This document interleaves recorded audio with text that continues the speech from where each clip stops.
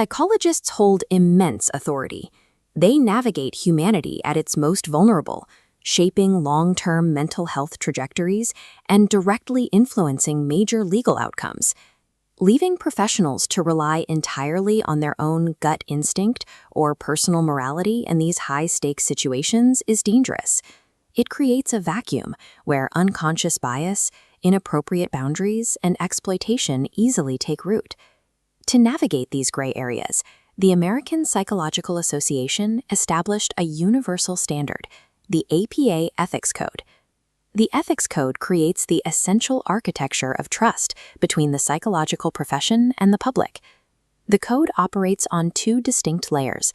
General principles represent the highest aspirational ideals, like integrity and justice. Psychologists aren't formally sanctioned for falling short of these sweeping goals. The ethical standards, however, are the mandatory, enforceable rules of conduct that dictate daily practice. Violating these specific rules carries severe, immediate penalties, up to and including the complete loss of a professional career. This dual architecture allows practitioners to strive for moral excellence on one hand, while keeping rigid legal guardrails in place to prevent catastrophic harm on the other. The 5 general principles function as the profession's moral compass, directing psychologists toward the highest public good. Principle A outlines beneficence and non-maleficence. This is a dual mandate. Actively seek to help those you work with, while remaining vigilantly alert to avoid causing them harm.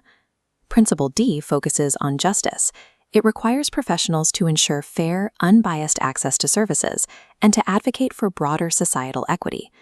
Principle C, integrity, establishes the baseline expectation of accuracy, honesty, and truthfulness in all scientific and professional activities. There is a highly specific exception here.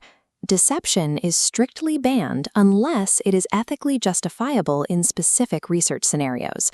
When scientists do use deceptive research tactics, they trigger a strict, immediate obligation to debrief the subjects and correct any resulting mistrust.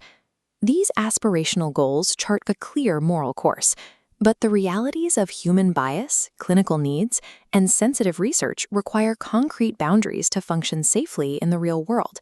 That is precisely where the ethical standards step in, serving as the strict rules governing daily decisions. Consider the standard of competence. A practitioner is ethically forbidden from diagnosing a current patient using an obsolete personality test from the 1990s. They must use up-to-date, scientifically valid tools. There are absolute requirements regarding privacy and confidentiality. Psychologists must secure clear, informed consent before beginning treatment and meticulously protect patient data. Yet, there are strict limits to this privacy. If a patient presents a credible, imminent threat of harm to themselves or others, the psychologist is legally mandated to break confidentiality to ensure safety. The standards also heavily regulate human relations, specifically prohibiting multiple relationships to prevent any exploitation of the power dynamic between therapist and client.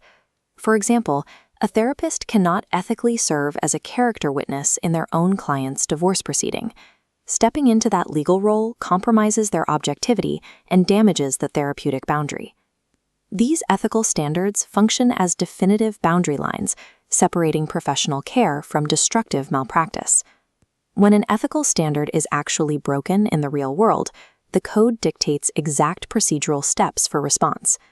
Step 1 is informal resolution. For minor errors not breaching confidentiality, the requirement is a direct peer-to-peer intervention. However, if a violation causes substantial harm, it bypasses informal chats entirely. The psychologist must report the violation directly to institutional authorities. The APA Ethics Committee orchestrates these formal investigations. The resulting consequences range from official reprimands to the complete termination of a practitioner's APA membership. Ignorance is never an excuse. A psychologist cannot claim a lack of awareness of an ethical standard as a defense for their actions.